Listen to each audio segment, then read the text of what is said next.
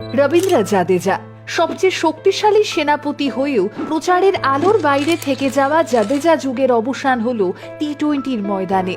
আর অবসর ঘোষণা করে তিনি লিখলেন, কৃতজ্ঞতায় ভরা হৃদয় নিয়ে আমি আন্তর্জাতিক টি-20 ক্রিকেটকে বিদায় জানাচ্ছি। গৌরবের নেশায় অবিচল ঘোড়া যেমন ছুটে চলে, তেমনি আমিও দেশের জন্য সর্বদা সেরাটা দেওয়ার চেষ্টা করেছি। মায়ের মৃত্যুর ধাক্কা সামলে বাবার ইচ্ছের বিরুদ্ধে গিয়ে এতটা পদ এগিয়ে আসা মোটেই সহজ ছিল না ছেলেটার জন্য। এক দুর্ঘটনায় মায়ের মৃত্যুতে খুব অল্প বয়সেই জাদেজাকে শক্তিশালী করে তুলেছিল। বাবা চেয়েছিলেন ছেলে আমি হবে, দেশের জন্য লড়াই করবেন।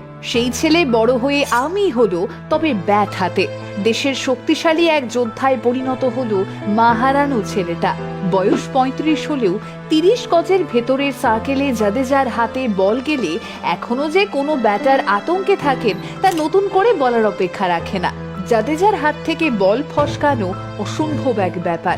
2009 সালে টি-20-তে অভিষেকের পর মোট 6টি টি-20 বিশ্বকাপে খেলেছেন জাদেজা। 74 ম্যাচে 515 রান এবং 54 উইকেট ঝুলিতে ভরেছিলেন। কিন্তু সেভাবে কখনোই প্রচারের আলোয় তাকে দেখা যায়নি। না, বিরাট ধোনিদের মতো ফ্যান বেস তার নেই। সোশ্যাল মিডিয়াতেও সেভাবে খুব একটা ট্রেন্ডিংও নন তিনি। ভারতীয় ক্রিকেটে যে পরিমাণ অবদান ছিল এই মানুষটার, সেই পরিমাণ ভক্তদের বাড়াবাড়ি কোনো কালেই ছিল না স্যার রবীন্দ্র জাদেজাকে নিয়ে। অথচ বহু গুরুত্বপূর্ণ ম্যাচ জেতার পেছনে অবদান রয়েছে এই শক্তিশালী অলরাউন্ডারের। টিমের শোচনীয় অবস্থায় বল করতে এসে বিপক্ষ দলের ব্যাটিং লাইনআপ বিপর্যস্ত করে একের পর এক উইকেট তুলে নেওয়ার স্মৃতি থেকে যাবে ক্রিকেট ইতিহাসে। অভিজ্ঞতা, ফিটনেস আর পারফরমেন্স একসাথে এই সবটা ধরে রাখার নামই রবীন্দ্র জাদেজা। নির্বাচকরা কোনো না কোনো কারণে সবসময় জাদেজাকে দলে রাখার প্রয়োজন মনে করেছেন, আর এর কারণ স্বয়ং জাদেজাই।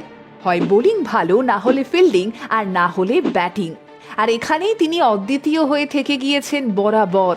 গত কয়েক বছরে বেশ কয়েকবার চোটও পেয়েছেন, আর দলের বাইরে থেকেছেন যতবার, ততবারই জাদেজার অভাব অনুভব করেছেন ক্রিকেট বিশেষজ্ঞ থেকে ভক্তরাও।